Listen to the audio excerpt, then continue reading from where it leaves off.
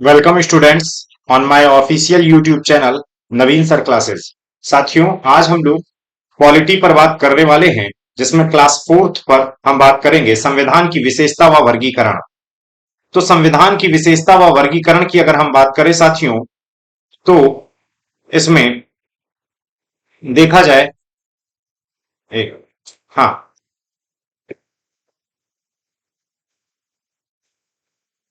इसमें हम लोग अगर देखें संविधान की विशेषता व वर्गीकरण, तो feature and classification of the constitution पर बात करेंगे।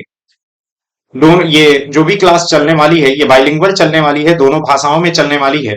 हम पहले भी आपको बता चुके हैं। एम लक्ष्मीकांत हम इंग्लिश मीडियम में यूज कर रहे हैं, और हिंदी माध्यम के विद्यार्थियों के लिए हम सुभाष कश्यप बुक को फॉलो कर रहे हैं। अगर आप इन किताबों को ले लेते हैं तो अच्छी बात है, नहीं लेते हैं तो भी अच्छी बात है, क्योंकि यहां हम पूरी तरीके से उस बुक में जो भी चीजें लिखी हैं, जो भी कंटेंट आपको बताया गया है, वो सब कुछ हम बता देंगे। आपको चिंता करने वाली कोई बात नहीं। अगर आपके पास नहीं है तो भी आप शांति से इस वीडियो को देखिए, और पीडीएफ के लिए एक नंबर मैं दूंगा, उस पर आप कॉल करिए और वहां से पीडीएफ ले लीजिए, ठीक है ना। और आपको कुछ नहीं करना है, क्योंकि आपको इसमें समय मेनली बचाना है। बहुत समय लग जाता है पढ़ने में, तो आपको टाइम पर ही विशेष ध्यान देना है, क्योंकि टाइम को जितना ज्यादा रिवाइज करोगे उतना ही ज्यादा बेहतर रिजल्ट आपको मिलने वाला है। तो चलिए साथियों, हम आगे बढ़ते हैं। सबसे पहले आज हम संविधान की विशेषता व वर्गीकरण को अगर हम देखें, तो साथियों ये चीज तो आपको भी पहले ही पता है कि संविधान की विशेषता व संविधान के वर्गीकरण में हम बात करते हैं, तो सबसे पहली बात तो संविधान क्या है, ये इसको हमें समझना हो। तो संविधान हमने पिछली क्लास में भी समझा और इस क्लास में भी समझने जा रहे हैं। किसी देश के शासन के आधारभूत सिद्धांत व नीतियों का संकलन है, यानी कि a compilation of the basic principle and policies of the governance of the country. यानी कि कोई भी देश का शासन प्रशासन कैसे चलाया जाएगा, उसकी नीतियां क्या होंगी, उसके सिद्धांत क्या होंगे, इसको जिस बुक में कंपाइल किया गया है, जिस बुक में संकलित किया गया है साथियों, उसी का ही नाम है संविधान। संविधान को वैधानिक मान्यता प्राप्त होती है। वैधानिक मान्यता का मतलब समझते हो, यानी कि ऐसा नहीं है कि कंपाइलेशन तो नीतियों और सिद्धांतों का है लेकिन कोई मानता नहीं है। कंपाइले मतलब वैधानिक मान्यता का मतलब यही है, लीगल एक्सेप्टेंसी या स्टेचुअरी रिकॉग्निशन का मतलब यही है, लोग इसको माने, सरकार इसको माने, इसी के आधार पर शासन प्रशासन चलेगा, यही सर्वे सर्वा होगा।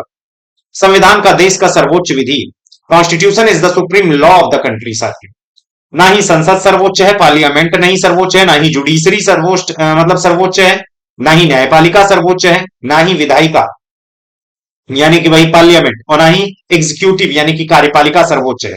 अगर किसी देश का सबसे मेन सबसे सुप्रीम लीडर है, तो वो क्या है, संविधान।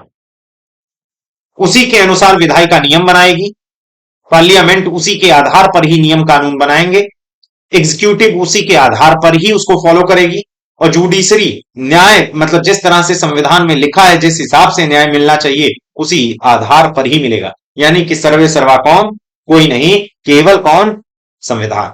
ये बात समझ में आ रहा है। संविधान देश के शासन प्रणाली को तय करती है साथियों। संविधान देश के शासन प्रणाली को कैसे तय करती है, महत्व को हम लोग पढ़ रहे हैं। वहां लोकतंत्रात्मक संविधान होगी कि राजतंत्रात्मक। लोकतंत्रात्मक का मतलब समझते हो, लोकतंत्रात्मक का मतलब हमारे द्वारा चुना गया व्यक्ति ही हमारे ऊपर राज करेगा, यानी कि चयनित सरकार जाएगी वो शासन करने। राजतंत्रात्मक का मतलब राजा का बेटा ही राजा बनेगा, हमारे द्वारा चयन नहीं होगा। इसी को ही हम इंग्लिश में मोनार्चियल कॉन्स्टिट्यूशन या डेमोक्रेशियल कॉन्स्टिट्यूशन कहते हैं। अब देखो, जिस आधार पर शासन चलता है उसी आधार पर वहां का संविधान नाम दिया जाता है, चाहे संविधान कह लो चाहे सरकार कह लो। लोकतंत्रात्मक संविधान यानी कि ऐसा संविधान जो लोकतंत्र को प्रमोट करता हो। डेमोक्रेशियल कॉन्स्टिट्यूशन ऐसा मतलब ऐसी गवर्नमेंट मतलब ऐसा कॉन्स्टिट्यूशन जो डेमोक्रेटिक या डेमोक्रेसी को प्रमोट करती हो, कि हमारे द्वारा चुना गया व्यक्ति ही हमारे ऊपर शासन करेगा, और जब चाहेंगे तब हटा देंगे, चाहे वो राष्ट्रपति भी क्यों ना हो, इंपीचमेंट लगाकर हटा देंगे, महाभियोग लगाकर हटा देंगे। और राजतंत्रात्मक तानाशाही हो सकती है यहां। बात समझ रहे हैं? डिक्टेटरशिप हो सकती है क्योंकि राजा का ही बेटा राजा बनेगा। हिस्ट्री में तमाम आप मुगल पीरियड में वगैरह में देखोगे तो ऐसे राजतंत्रात्मक संविधान मतलब राजतंत्रात्मक सरकार ही थी। ये बात समझ में आया? तो कॉन्स्टिट्यूशन क्या है ये तो हमने पिछली वीडियो में भी बताया था। संविधान देश का शासन प्रणाली कैसे तय करती है कि वहां लोकतंत्रात्मक संविधान होगा या सरकार होगी। मतलब संविधान भी हो भाई जो सरकार होगी वो संविधान के अनुसार ही होगी ना। तो चाहे आप लोकतंत्रात्मक संविधान कहिए या किसी देश का लोकतंत्रात्मक संविधान कहिए या उसके अनुसार चलने वाली कोई सरकार उसे लोकतंत्रात्मक सरकार कहिए। तो संविधान भी दो तरीके की है और सरकार भी दो तरीके की है। बात समझ रहे हैं? समझ में आ रहा है? लोकतंत्रात्मक संविधान के आधार पर जो सरकार हो साथियों उसे लोकतंत्रात्मक सरकार कहते हैं। राजतंत्रात्मक संविधान के आधार पर जो सरकार होती है राजतंत्रात्मक सरकार कहलाती है। मोनार्चियल कॉन्स्टिट्यूशन के बेस पर जो गवर्नमेंट हो साथियों उसे मोनार्चियल गवर्नमेंट कहते हैं और ऐसे डेमोक्रेसी का है। बात समझ में आए? अब आगे बढ़ते हैं। संविधान देश की राज व्यवस्था को तय करती है यानी कि पॉलिटिक्स को बताती है साथियों। पॉलिटिक्स को बताती है, राज व्यवस्था को बताती है कि वहां एकात्मक होगा कि संघात्मक होगा कि अर्धसंघात्मक। अर्धसंघात्मक का दोनों का मिक्सचर मतलब यूनिटरी होगा कि फेडरल होगा कि सेमी फेडरल होगा। ये कौन बताएगा? ये संविधान ही बताएगा। एकात्मक का मतलब केवल एक सरकार, पूरे देश में केवल एक ही सरकार का वर्चस्व रहेगा बस। संघात्मक का मतलब दो सरकारें, राज्य की सरकारें और सेंटर की सरकार। जैसे ब्रिटेन है वहां केवल सेंटर की ही मेन सरकार है और राज्यवाज की सरकार नहीं है, सेंटर की ही पावर मेन है। संघात्मक का मतलब शक्तियों का यहां बंटवारा है साथियों। फेडरल का मतलब वहां बंटवारा है, डिस्ट्रीब्यूशन है कि स्टेट गवर्नमेंट के इन कामों में सेंट्रल नहीं इंटरफेयर करेगी और सेंट्रल के इन कामों में स्टेट इंटरफेयर नहीं करेगा। तो जहां शक्तियों का बंटवारा होता है, जहां स्टेट के लेवल पर अलग सरकार और सेंट्रल के लेवल पर भी अलग सरकार हो, उसे हम कहते हैं संघात्मक, फेडरल। और ये संघात्मक जो संविधान है ये आगे चलकर हम डिस्कस करेंगे, बड़े देशों में लगता है, बड़े देशों में, और एकात्मक छोटे देशों में। जैसे ब्रिटेन है, अब ब्रिटेन की जनसंख्या ही यूपी से कम है तो वहां एकात्मक संविधान, एक सरकार काम चल सकता है। अब यहां संघात्मक, अब मणिपुर में अगर एक ही गवर्नमेंट है जो सेंट्रल की है, जो यूपी में कर रही है वही मणिपुर में कर रही है, वही नागालैंड में कर रही है, तो दिक्कत हो जाएगी क्योंकि वहां के लोग, वहां का रहन सहन, वहां का परिवेश बिल्कुल अलग है और वैसी ही सरकार चाहिए वहां पर जो कि उनको समझ सके। उनके लिए व्यवस्था, सरकार व्यवस्था करने के लिए होती है, लोगों के हित के लिए होती है। बात समझ में आ रहा है? तो संघात्मक, एकात्मक का मतलब एक ही सरकार। बात समझिएगा। अब ये एक ही सरकार है तो ये भी डिक्टेटरशिप अपना सकती है, तानाशाही कर सकती है। संघात्मक में ऐसा नहीं हो सकता। स्टेट की पावर अलग है और सेंट्रल की पावर अलग है। ये नहीं कि जो तुम चाहोगे वही सब कुछ होगा। अर्ध संघात्मक का मतलब क्या है? दोनों का क्वालिटी, यानी कि ये भारत वाला है। भारत में ऐसा ही है, सेमी फेडरल इंडिया। बात समझ पा रहे हो आप लोग? इंडिया में यानी कि जब आपातकाल की स्थिति आ जाती है साथियों, इमरजेंसी की स्थिति आ जाती है तो देखो हम लोग यूनिटरी हो जाती है। यूनिटरी का मतलब वहां पर सेंटर की पावर मजबूत हो जाती है। अगर इमरजेंसी किसी राज्य में लग गई तो वहां सेंटर का हस्तक्षेप बढ़ जाएगा। बात समझ में आया? नहीं तो वैसे हम लोग फेडरल है। तो कुछ मामलों में जहां जरूरी है वहां यूनिटरी है हमारा देश का संविधान और कुछ मामलों में फेडरल है।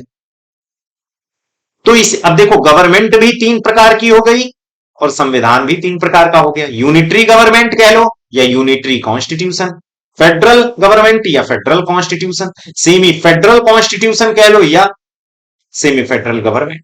एकात्मक सरकार कहो, संघात्मक सरकार कहो या अर्धसंघात्मक सरकार कहो। बात समझ में आ रही है कि नहीं? सरकार कहो या संविधान कहो। तो सरकार भी इतने टाइप की हो गई और संविधान भी इतने टाइप का हो गया। अब संविधान देश की सरकार की प्रकृति बताती है sir. Constitution the nature of the country's government tells, यानी कि एक तरीके से संविधान यह बताता है कि वहां की सरकार का नेचर क्या है, संसदात्मक है कि अध्यक्षात्मक है, अर्ध अध्यक्षात्मक है। वहां संसद सर्वोच्च है कि प्रेसिडेंट सर्वोच्च है कि दोनों सर्वोच्च हैं। किसी किसी मामले में प्रेसिडेंट सर्वोच्च है और किसी किसी मामले में संसद सर्वोच्च है। तो इसको भी आगे चलकर हम डिस्कस करेंगे, केवल क्लू बता रहे हैं। संसदात्मक का मतलब साथियों पार्लियामेंट्री। संसदात्मक का मतलब क्या है? पार्लियामेंट्री। जैसे भारत है, ब्रिटेन है, संसदात्मक, संसद सर्वोच्च है। समझ रहे हैं कि नहीं? भारत हालांकि केवल संसदात्मक ना कहिए, इसको अर्ध अध्यक्षात्मक कहिए। भारत ये दोनों में आता है। संसदात्मक में ब्रिटेन, जो संसद है वही सर्वे सर्वा है। अध्यक्षात्मक का मतलब यहां पर यह है साथियों, अध्यक्षात्मक का मतलब क्या है? अध्यक्षात्मक का मतलब यह होता है कि वहां पर प्रेसिडेंट की पावर सबसे अधिक है। जैसे अमेरिका पार्लियामेंट्री, अमेरिका। बात समझ में आ रहा है? प्रेसिडेंशियल। अब जैसे अगर हम थोड़ा सा इसमें और समझाने लगे तो बहुत सारे लोगों को कंफ्यूजन होने लगेगा, क्योंकि अगला अभी पॉलिटी के लेक्चर्स आप पढ़े नहीं हो। यहां मैं अगर एक्ट की बात करने लगूं, बिल वगैरह की बात करने लगूं, अधिनियम की बात करने लगूं तो समझ में नहीं है। तो जो लिखा है मैं उसी को समझाने का प्रयास कर रहा हूं। मैं आपके स्तर पर उतर कर समझाने का प्रयास कर रहा हूं, नहीं तो पता चलेगा कि हम पता लगा बहुत ज्यादा टेक्निकल टर्म। अब जैसे मान लीजिए संसदात्मक है, यहां हम बोल दें अगर कि राज्य का प्रमुख यहां पर राष्ट्रपति होता है, जबकि शासन का प्रमुख प्रधानमंत्री होता है। यह संसदात्मक का कैरेक्टर है। अध्यक्षात्मक का मतलब राज्य का प्रमुख और शासन का प्रमुख दोनों ही प्रधानमंत्री होता है, सॉरी राष्ट्रपति होता है, तो यह अध्यक्षात्मक। तो थोड़ा सा समझने में आपको दिक्कत हो जाएगी। बस अभी समझिए संसदात्मक में है क्या कि संसद सर्वोच्च है,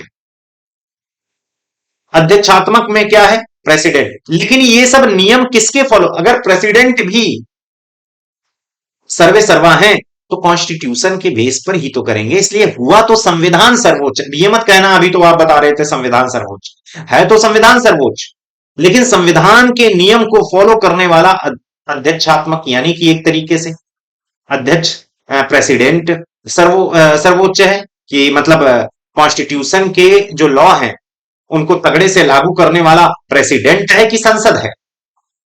उस आधार पर कहीं संसदात्मक यानी कि कॉन्स्टिट्यूशन के नियम को फॉलो करने वाला संसद है वहां सबसे बड़ी, तो संविधान के बाद सीधे संसद अगर आ जाए तो उसे हम कहते हैं संसदात्मक।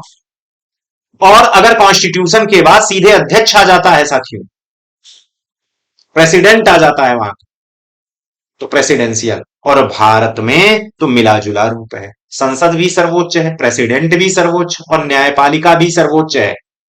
ये भी इसीलिए भारत इस कैटेगरी में रखा गया है। बात समझ में आए? संविधान किसी देश के नियमों को संशोधन की प्रकृति को बताती है साथियों, यानी कि एक तरीके से संविधान ये बताती है, ये बताता है, यहां पर मैंने बताती है कर दिया है, चलिए कोई बात नहीं, बताता है कि वो संविधान कठोर है, यानी कि उसके नियम कानून बहुत कठोर हैं, अथवा बहुत ही फ्लेक्सिबल है, अथवा बहुत ही फ्लेक्सिबल है। यहां पर देखिए लिखा हुआ, या वहां पर बहुत फ्लेक्सिबल है। अब भारत का संविधान दोनों है, इंडिया का संविधान साथियों दोनों, किसी किसी मामले में कठोर है। अब ये नहीं कि तुम पार्लियामेंट में बैठे बैठे हो और कह दो कि एमएलए का और एमपी का वेतन बढ़ाना चाहिए तो तुरंत लागू हो जाएगा। कठोर है, उसके लिए मेजोरिटी चाहिए, स्पेशल मेजोरिटी। तुम्हें राष्ट्रपति पसंद नहीं आए तो राष्ट्रपति को हटा दोगे? नहीं है, स्पेशल मेजोरिटी विशेष बहुमत से हटेगा। लचीला है कुछ मामलों, संसद के सत्र नहीं चल रहे हैं तो नियम कानून बनाने हैं तो बन सकता है। कोई भी चीज संविधान में गड़बड़ है, उसको संशोधन करना है और वो मानव हित के खिलाफ है तो वहां तुरंत संशोधन हो जाएगा, वहां लचीला है। अब देख लीजिए, इसी से डिसाइड हो जाता है कि व्यक्ति का नेचर भी ऐसा ही होना चाहिए, कठोर भी होना चाहिए, लचीला भी होना चाहिए। कठोर इसलिए कि कोई भी बहला फुसला ना ले, लचीला इसलिए कि कहीं कोई भी परिस्थिति आ जाए तो आप नीचे झुक ही नहीं रहे हो, आप अपने नियम कायदे में जुड़े हुए हो कि हम ऐसे ही रहेंगे, तो ये गड़बड़ है। तो भारत का संविधान दोनों दोनों फॉलो करता है। बात समझ में आ रहा है? कठोर भी है, लचीला भी। अब अगर हम बात करें, constitution state the nature of amendment to the law of the country. ये तो वही चीज, रिजिड और फ्लेक्सिबल। संविधान किसी देश के नियमों नीतियों का संकलन की स्थिति को बताता है साथियों। ये बताता है कि हम लिखे गए हैं कि अलिखित हैं। अलिखित यानी कि रिटन है कि अनरिटन है। अनरिटन का मतलब समझते हो, ऐसा नहीं कि नहीं लिखा है। किसी देश का संविधान ये बता देता है कि हम पूरी तरीके से लिखे हुए हैं, थोड़ा बहुत परिवर्तन बाद में होता रहता है। अनरिटन का मतलब, अनरिटन का मतलब कुछ चीजें ही सिर्फ लिखी गई हैं, सब चीजें नहीं लिखी गई। कुछ चीजें तो केवल परंपराओं के रूप में मानी जाती हैं, ये संविधान में लिखी नहीं है, तो उसे हम अनरिटन कहते हैं। और जो सब कुछ लिखा है, जैसे भारत का संविधान सबसे बड़ा लिखित संविधान, बात समझ पा रहे हो, ये रिटन। तो रिटन अनरिटन का मतलब, लिखित अलिखित का मतलब ये नहीं कि ये लिखा नहीं गया है, ये लिखा गया। कुछ चीजें लिखी गई हैं तो लिखित, कुछ चीजें अगर नहीं लिखी गई हैं, मतलब कुछ चीजें अगर किसी देश का संविधान पूरी तरह लिखित है तो उसे लिखित संविधान, और अगर किसी देश का संविधान में कुछ चीजें लिखी हैं कुछ चीजें नहीं लिखी हैं तो उसे अलिखित बोलते हैं। बात समझ में आ रहा है। संविधान सरकार के अंगों की शक्तियों को सीमा तय करती है साथियों। ये बताती है कि विधायिका पावरफुल है कि कार्यपालिका पावरफुल है कि न्यायपालिका पावरफुल है या संविधान सबसे पावरफुल है। मतलब ये कि अगर विधायिका कोई नियम ऐसा बना दे जो संविधान के खिलाफ है, कॉन्स्टिट्यूशन के खिलाफ है, तो साहब न्यायपालिका उसमें अड़ंगा डाल देती है। न्यायपालिका कुछ ऐसे लॉ या फिर ऐसे कोई नियम पास कर दिए जो कि कॉन्स्टिट्यूशन के खिलाफ है, तो विधायिका उसमें अड़ंगा डाल देती है। कार्यपालिका तो इंजन है साथियों, एग्जीक्यूटिव है। ये विधायिका के अनुसार चलती है, ये न्यायपालिका के अनुसार चलती है। हमें कार्य करते हुए केवल कार्यपालिका ही दिखाई, पुलिस, मजिस्ट्रेट यही सब काम करते हुए दिखाई देते हैं। ये तो केवल नियम बनाते हैं और ये नियम को फॉलो करवाते, मतलब ये नियम को फॉलो करवाते हैं कार्यपालिका, एग्जीक्यूटिव, और न्यायपालिका न्याय देती है। जो उस नियम के खिलाफ चलता है उसको दंड देने का काम करती है। ये बताती है कि आपको क्या क्या काम निर्धारित हैं और कैसे इंटरफेयर एक दूसरे के काम में करना है। ऐसा नहीं कि जबरदस्ती इंटरफेयर कर दो। तो लेजिस्लेचर, एग्जीक्यूटिव और जुडिशरी, बात समझ में आ रहा है। संविधान स्वयं की निर्माण की प्रक्रिया को बताता है, यानी कि हम निर्मित हैं या विकसित हैं साथियों, हम क्रिएटेड हैं या डेवलप्ड हैं। क्रिएटेड का मतलब समझते हो, क्रिएटेड का मतलब हमको बनाया गया है कुछ समय में। समझ रहे हो कि नहीं। क्रिएटेड का मतलब जैसे भारत का संविधान क्रिएटेड है, संविधान सभा के द्वारा बनाया गया है, इसके लिए टाइम निर्धारित करके बनाए गए हैं। अब ये कमेंट में आप लोग लिखिएगा कितने समय में हमारा संविधान बनकर तैयार हुआ। और डेवलप्ड का मतलब साथियों, विकसित का मतलब धीरे धीरे विकसित हो रहा है। यानी कि शुरुआत में जो परंपराएं थी, जो कानून था, मतलब जो परंपराएं, ट्रेडिशन वहां चला आ रहा था, उसी को ही कहीं लिख दिया गया है, तो इसे हम विकसित कहते हैं। क्रिएटेड में समय की बाउंडेशन, इतने समय में ये लिखा गया। रिटेन होता है, लिखा गया होता है। डेवलप्ड का मतलब वो सारी चीजें लिखित नहीं है, अलिखित हैं एक तरीके से। सभी चीजें लिखित नहीं है साथियों, अलिखित। और कुछ चीजें उसमें लिखी जा रही है, कुछ चीजें लिखी नहीं है, कुछ परंपरा के आधार पर मान ली जा रही है। तो जहां पर परंपरा वर्ड जुड़ जाता है, ट्रेडिशनल चीजें जुड़ जाती हैं, अधिकांश चीजें परंपरा के आधार पर हो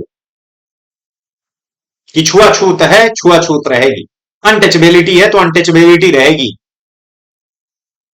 समझ रहे, ये कहीं लिखा नहीं गया है लेकिन मान लिया गया है, तो उसे हम कहते हैं डेवलप। क्रिएटेड का मतलब ये संविधान की बुक है और यही चीज को फॉलो करना है, इसके इधर ना उधर। क्रिएटेड एक निश्चित समय में किसी इंस्टीट्यूशन या किसी काउंसिल के द्वारा बनाया जाए, क्रिएटेड। डेवलप्ड का मतलब, डेवलप्ड के लिए एक शब्द जुड़ जाता है साथियों, क्रिएट, एक तरीके से अनरिटन। सभी चीजें लिखी नहीं है, ट्रेडिशन को फॉलो करते हैं। परंपराओं को फॉलो करते हैं, परंपराओं को, ट्रेडिशनल हो। बात समझ में आ रही है? बताइए। अब अगली क्लास में साथियों हम इसको समझेंगे, एकात्मक। सबसे पहले हम लोग सींचे एक तरीके से संसदात्मक, एक मिनट, हाँ, यूनिटरी, फेडरल और सेमी फेडरल, इस पर पूरी क्लास लेंगे। एक एक चीज सबकी हम समझेंगे। अभी तो केवल हमने बताया है क्या, प्रकृति, संविधान का महत्व क्या है, संविधान के वर्गीकरण क्या है। अभी तो के वर्गीकरण, अब कहोगे सर वर्गीकरण कहां होता है? अरे भैया ये बताओ, अगर तुम कह रहे हो कि लोकतंत्रात्मक संविधान राजतंत्रात्मक संविधान के ही प्रकार है ना शासन प्रणाली के आधार पर, एकात्मक, संघात्मक और अर्ध संघात्मक, ये भी तो राज व्यवस्था के आधार पर है, पॉलिटिक्स के बेस पर। नेचर, अगर सरकार की नेचर की बात करें तो parliamentary constitution, presidential constitution, semi presidential constitution. संविधान किसी देश के नियम, कठोर लचीला संविधान, ये भी तो उसके संविधान का ही टाइप हुआ। नीतियों और नियमों के संकलन के बेस पर अगर हम बात करें, कंपाइलेशन के बेस पर, तो रिटन अनरिटन है। ये कोई संविधान, ये तो एक तरीके से महत्व मैंने बताया, सीमा तय करती है। यहां पर देखिए सीमा तय करती है। अब निर्मित है कि विकसित है, ये भी, क्रिएटेड है कि डेवलप्ड है।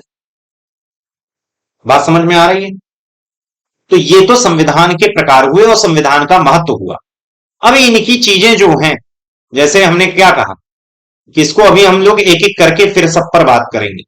जैसे जो जो मेन है, जैसे कहा गया, ये constitution decide politics of the country, unitary, federal, semi federal, इनको हम लोग पढ़ेंगे 2 क्लास में। समझ, मतलब इसको समझेंगे साथियों, इसको समझेंगे। दूसरा, इसके लिए तो प्रॉपर क्लास होगी, राज व्यवस्था, एकात्मक, संघात्मक।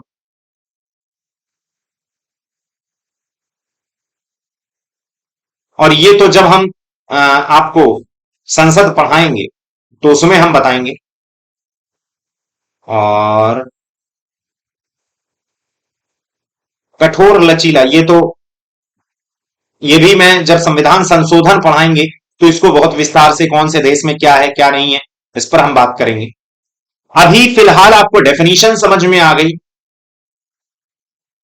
कि कॉन्स्टिट्यूशन है क्या, कॉन्स्टिट्यूशन का महत्व क्या है और इनका वर्गीकरण कैसे होता है। बात समझ आए? इनका क्लासिफिकेशन क्या है, ये सारी चीजें आपने सीखी। प्लीज आप वीडियो को लाइक कर दिया करिए, शेयर कर दीजिए, कर दिया करिए अगर आपका कोई फायदा है। और इससे क्या होता है कि हमारे वीडियो की रीच ठीक ठाक हो जाएगी। तो जो आपको दे रहे हैं, अगर थोड़ी सी इनकम हमको यूट्यूब वगैरह से मिलेगी तो हम, हमारा भी मनोबल बना रहेगा। साथियों, तो आज के लिए इतना ही। जय हिंद।